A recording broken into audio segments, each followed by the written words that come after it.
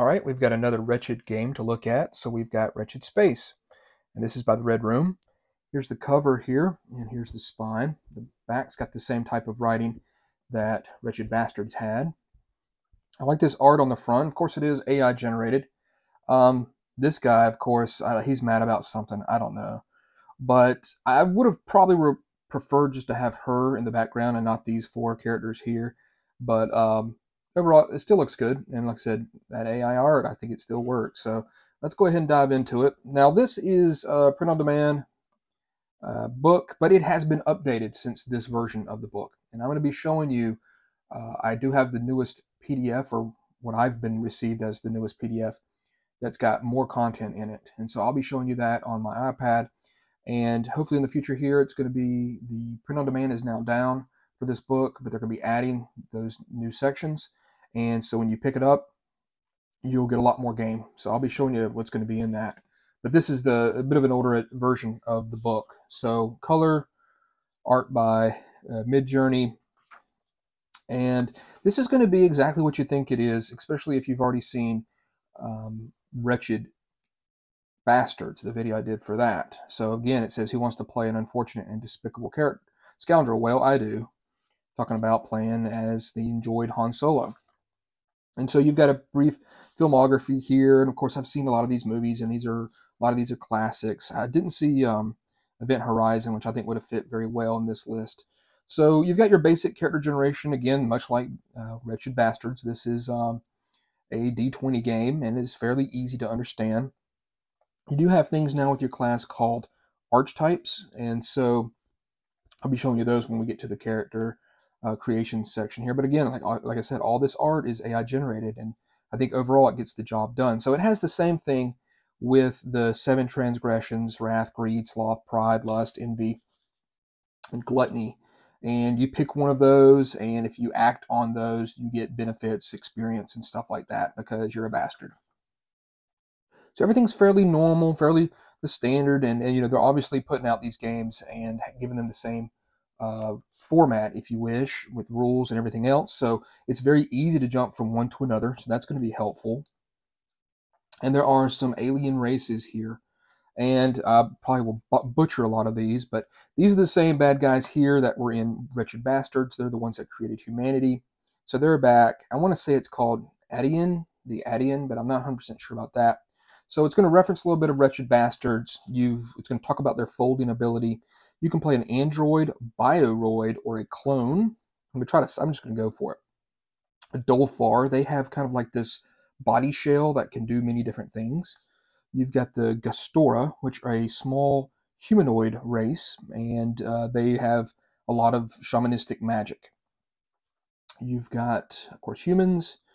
The Jagarni, which are these reptiles, bipedal reptilian humanoids with snake-like heads.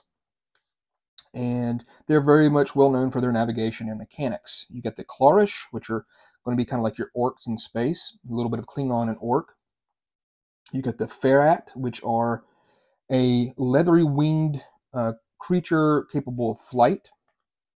You've got the Seraphani, which are kind of like these dog creatures that you see here on the front. They have tough hides and are good at tracking as well as piloting. The, I'm going to say Zengi, which are kind of like quadrupeds. As you can see, it's kind of like a centaur there.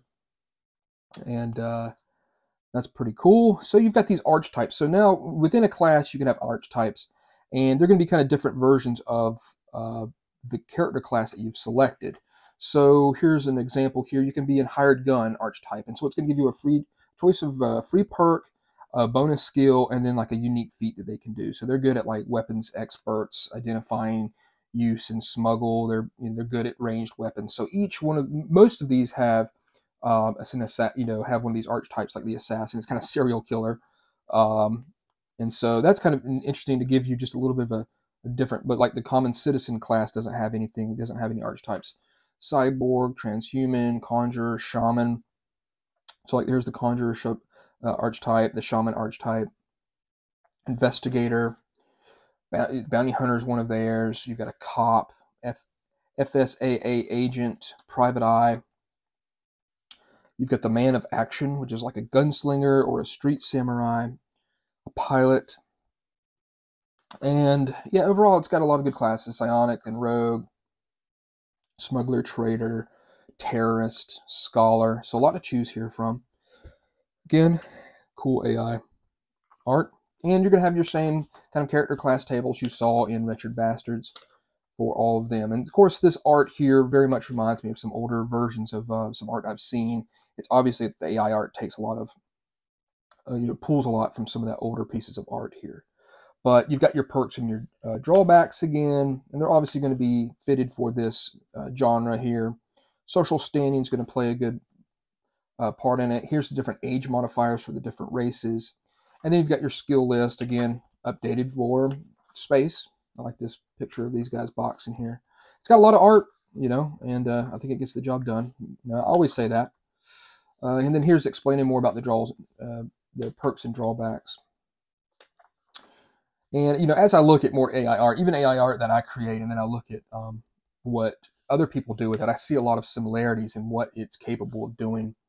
And then you've got your wretched commandments, again, like thou shalt kill, honor no one. You're going to get experience points for being a turd and a jerk to a lot of people. Here's your wanted level.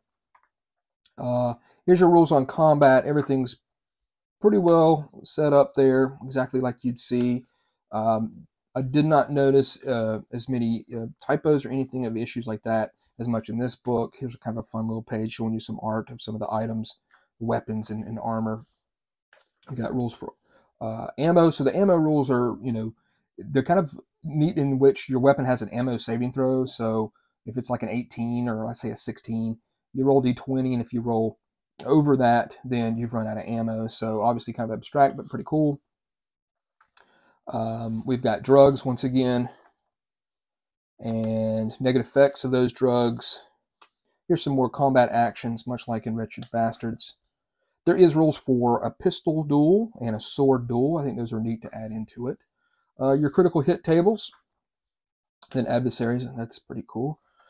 So one thing I really like they did is like large aquatic predator, large burrowing predator, large flying predator. So they kind of give you these different types of creatures. And this thing's just an absolute monstrosity of AI generated art here. But like grazer herd, medium flying predator. So easy things for you to mix, to throw at there without having just a whole bunch of different types of the same type creature, what they do. Here's a small flying predator. Here's the sentient foes. These are going to be the characters that you can make, obviously, as a character class. Just giving you the stats for them, as you can see. And then there are, from the beyond, once again, the Apostles of Pain are back. And that's where I think Event Horizon would have been good in that list, because it definitely reminds me of something that would have been Event Horizon. These are going to be kind of like your futuristic, beyond Cenobite type creatures here. And then you've got gear and augments. So again, I think a lot of this art is cool. Jetpacks, spacesuits, invisibility cloaks, biotech, cybertech augmentation. So you've got that in there as well. Cyber armor, neurological implants, fashion implants. A lot of cool stuff here to choose from. I'm not sure if I am a big fan of having a bold like zoom and then also the description is in bold. I don't know if I would have preferred it just being a normal, not bold, but that's just maybe just something with me. Just so it kind of stand out a little bit, the actual thing of what it is. But yeah, very cool. Vehicle and spaceship combat. So you've got rounds, different combat rounds with that. Here's a cool little piece of art there. Some of it's kind of cyberpunkish, but you've got your own rules for vehicle and spaceship combat here. And you're going to be making initiative rolls. You're going to be doing some different like side versus side, can act, and then make some of these modifiers. And it's going to lead you on, what you need to do step by step. Choose your targets, make your attack rolls, roll for damage. There's called shots, disabling weapons, shooting into a dogfight, stunt maneuvers, critical hits on vehicles and spaceships. So that's pretty cool. Shields are down, hulls damaged, weapon turret has been damaged, cargo hold. And then they talk about scale. Obviously, scale when it comes to space games has always been something interesting. So they've got their rules there. And a lot of the stats for ground vehicles and your spaceships. So you've got your fighter, your heavy fighter, again, some of this AI art is just so what it does. It loves to like elongate out stuff and not really give anything a front or a back. It's very interesting how it does. But again, with this book, I think it gets it straight. Asteroid mining ships, frigates, cruisers, battleships. Here's some customizations for starships: armor, cloaking devices, escape pods, extra quarters, different weapons, and then psionics. That's a cool piece of art right there. And so you've got your psionic abilities, 4th level as they go up, and then here's magic and the supernatural. Apparently a lot of old men are involved in this. So there's a little bit of rules here for like shocking events, what might shock you. You might have to roll a fear effect should you come across something that might spook you. There's a little bit of information here about the beyond, and here's some derangements, conjuring magic, different rituals that you have for that. And then I like that piece of art there. And then you got shaman magic, again going back to the other Wretched games, kind of solidifying that. Now here we've got the Wretched Legion section, and it says here, you know, oh, there's a plan to release one or more setting books, and it gives you a brief explanation, but I'm going to pass this part up because, like I said in the beginning, I hate to go over to it because it's not always great to look at a PDF here on the, you know, on a video, but it's got, this is what you'll have if should you, once it's available for print on demand, what it's going to have. It's going to have like 60 more pages or so. I'm not exactly sure, 50 pages, a lot more pages, really buffing it up, telling you more about the setting. And the setting is very detailed. Here we've got, let's take a look. We've got table of insight, origins and motivations, origins of many things from the writings of Gerard Osho. I don't know these names. I gave it a good shot though. So you've got some planets here, telling you about some of the different planets. Again, a lot more art since it is going to be filled up. There's a lot of tables and stuff for each planet. This is a weird planet. This planet here, it's almost kind of like an illusion planet.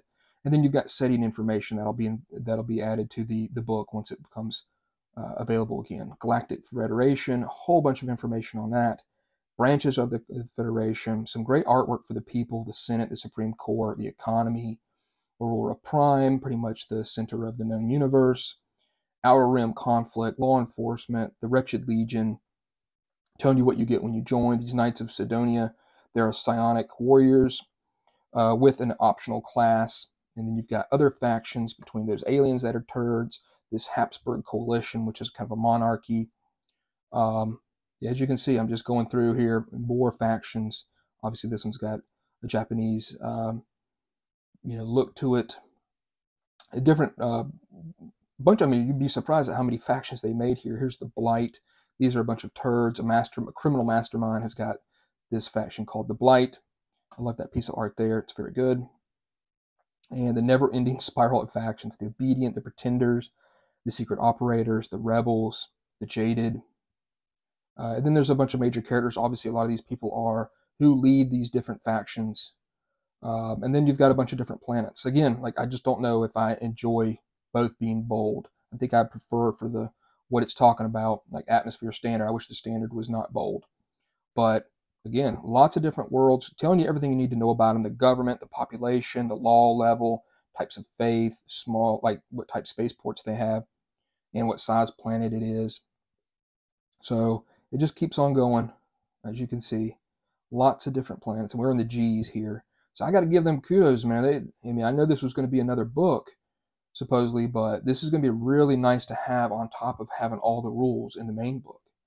And then you've got world building, so what you need to roll to actually make your own world. Planet size, planet type, the atmosphere, tech levels, population, government type. A lot of random rolls to create these different planets, but it's going to give you a lot of interesting stuff: mutated mushroom spores, alien creation concepts. So green eye with tentacles, elastic blob, rancid goo, large lizard. So again, just a lot of stuff. And then this, I thought it was neat. It's got food and drink. So you can roll up on this table 4d10. So you can have like a sparkling, warming, bitter shot, or a harsh, light, cheap bite. And then the same for food. It can be like a roasted, artificial, liquid gunk, or toasted broken liver goo. I don't know, I think that's pretty clever there to have that. I like that piece of art there. It's a little bit abstract exactly what's going on, but random planet names, plot hooks, how to make money, bounty hunter jobs, cargo transport jobs, events aboard a ship, spaceport encounters, carousing in space. What's with this rainbow ship here? And then we've got the Wretched Planet is, and then something's happening with the Wretched Planet. NPC name generator, which of alien, it's not really a generator as much as you just pick one, I believe. Alien names, so a bunch of kooky stuff there. And then you've got your character sheet. Cool piece of art there. And there's the back of it. So back to the real book. I'll have a link down in the description. I'll be taking a look at more of the Wretched line as I have them. Next is going to be Wretchploitation, which is a funny long word there. But overall, I'm impressed because the space genre, as I know quite well, is quite difficult to make. But I think if you wait for that print on demand, for the new version of the expanded edition of Wretched Space, and you get all that extra setting information and pages, I think you're going to be able to have a lot of fun, really be able to give you some tools that you need to create worlds, create creatures, have some cool factions, and a lot of different planets for you to have a lot of missions on. So it's really kind of a kitchen sink when it comes to kind of OSR, D20. I'm not really sure if it's OSR. I mean, it kind of is. It's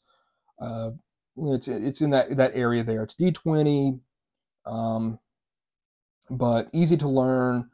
Can really mess around and change the rules up how you see fit. You can get rid of some character classes if you don't like them. Just make it human-centered if you don't want aliens.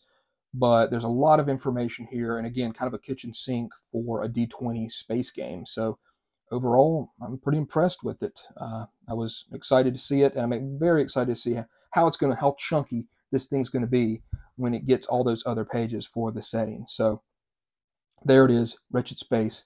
I appreciate everybody. We hit 1,000 subscribers. I really appreciate that. Like, subscribe, share, whatever you can let your friends know about it. I've got a lot of stuff coming in the coming days, as well as some kind of secret stuff, videos I'm going to be making that are going to be hopefully exciting and something new. So look out for those. So there's Wretched Space. Cool pickup. And if you like the Wretched games, let me know what you think about them. But this one definitely looks like it's one of the better ones that has been made. So I actually think I prefer this to Wretched Bastards just because it's space and there's so much to it that you get in this book. So there it is. Appreciate it. Thanks.